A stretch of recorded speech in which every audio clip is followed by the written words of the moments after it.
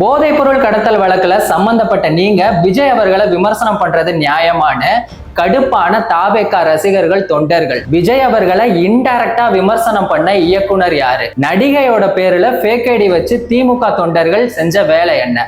Hi, நான் உங்க தேவா. இதை பத்தி முழுசா தெரிஞ்சுக்கணும்னா வீடியோவை ஃபுல்லா பாருங்க. இப்போ ரீசெண்டா அமீர் அவர்கள் கொடுத்த பிரஸ் மீட்ல என்ன சொல்லியிருக்காங்க அப்படின்னா, ஒரு தலைவர் அப்படிங்கிறவரு மக்களை சந்திக்கணும், மக்களோட பிரச்சனை என்னங்கிறத தெரிஞ்சுக்கணும் அப்படின்னு சொல்லிட்டு இருக்கும் போதே அவருக்கு பின்னாடி இருந்து ஒருத்தர் தாவேகாவோட கீ செயினை தொண்ணு காமிச்சிருக்காரு.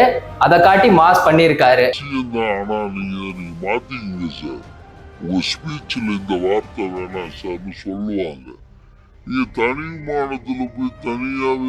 இன்னொரு விஷயம் என்ன சொல்லியிருக்காரு அப்படின்னா, தனி விமானத்துல தனியா போயிட்டு வர்ற உங்களுக்கு மக்களோட பிரச்சனையை பத்தி எப்படி தெரியும்? சர்வாதிகாரி அப்படின்னு சொல்ற ஹிட்லர் கூட ஒரு விஷயத்த பேசும்போது அவரோட தொண்டர்களா இருக்கட்டும் இல்ல சக அதிகாரிகளா இருக்கட்டும் எல்லாருமே கீழே உட்கார வச்சுதான் பேசுவாங்க.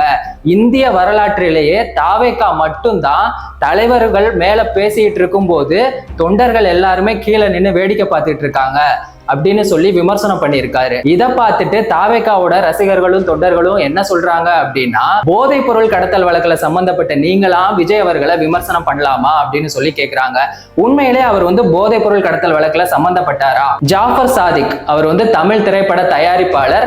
அவருக்கும் அமீர் அவர்களுக்கும் சம்பந்தம் இருக்கதா சொல்றாங்க. அவங்க போதைப் பொருள் கடத்தல் வழக்குல சம்பந்தப்பட்டிருக்காரு. அது மட்டும் இல்லாம முக்கியமான விஷயம், இந்த ஜாஃபர் சாதிக் அப்படிங்கிறவர் திமுக கட்சியை சேர்ந்தவர். சோ இப்போ உங்களுக்கு நல்லாவே புரியும் அமீர் அவர்கள் ஏன் விஜய் அவர்களை விமர்சனம் பண்றாங்க அப்படின்னு. இது ஒரு பக்கம் இருக்க, ஒரு தலைவன் அப்படிங்கிறவன் என் பக்கத்துல எப்பவுமே இருப்பான் அப்படிங்கிற ஒரு நம்பிக்கையை கொடுக்கணும். அட்லீஸ்ட் அந்த நம்பிக்கையை கொடுக்கற அளவுக்காவது தன்னை வளர்த்துக்கணும். நீங்க ரசிகர் மன்றம் ஆரம்பிச்சு அதுல நீங்க என்ன வேணா பண்ணிக்கோங்க, ஆனா நாட்டை ஆள வர்றீங்க, எங்களை ஆள வர்றீங்க அப்படிங்கும் போது நாங்க கேள்வி கேட்போம் அப்படின்னு சொல்லி இயக்குனர் சேரன் அவர்கள் விஜய் அவர்களை மறைமுகமா விமர்சனம் பண்ணியிருக்காங்க. இந்த கரூர்ல நடந்த சம்பவத்துக்கு விஜய் அரெஸ்ட் பண்ணணும் அப்படின்னு சொல்லிட்டு போஸ்ட் போட்டாங்கல்ல ஓவியா அவர்கள், அவங்களோட பேர்ல ட்விட்டர்ல ஒரு போஸ்ட் ஒண்ணு திமுக தொண்டர்கள் போட்டிருக்காங்க. அதுல என்ன போட்டிருக்காங்க அப்படின்னா, ஹீரோயின்லயே சிறந்தவங்க இவங்க தானா. அது மட்டும் இல்லாம விஜய் அவர்கள் மக்களை தன்னோட சுயநலத்துக்காக பயன்படுத்திக்கிறாரு, அவருக்கு 1% கூட தைரியமோ துணிச்சலோ கிடையாது அப்படின்னு சொல்லி போஸ்ட் போட்டிருக்காங்க. அந்த போஸ்ட்ல அவங்க போட்டிருந்த போட்டோ 2 வருஷத்துக்கு முன்னாடியே எடுத்தது.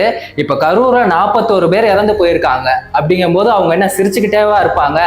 எல்லாத்தையும் பண்ணிட்டு மண்டையில இருக்க கொண்டே மறந்துட்டேமேடா அப்படிங்கிற மாதிரி எல்லாத்தையும் பிளான் பண்ணி போட்ட இவங்க ஓவியா சோகமா இருக்க மாதிரி போட்டோவை போட்டிருந்தா கூட நம்பியிருக்க வாய்ப்பு இருக்கு. இதை பார்த்துட்டு திமுக தொண்டர்களை தாவேகா ரசிகர்களும் தொண்டர்களும் விமர்சனம் பண்ணிட்டு இருக்காங்க.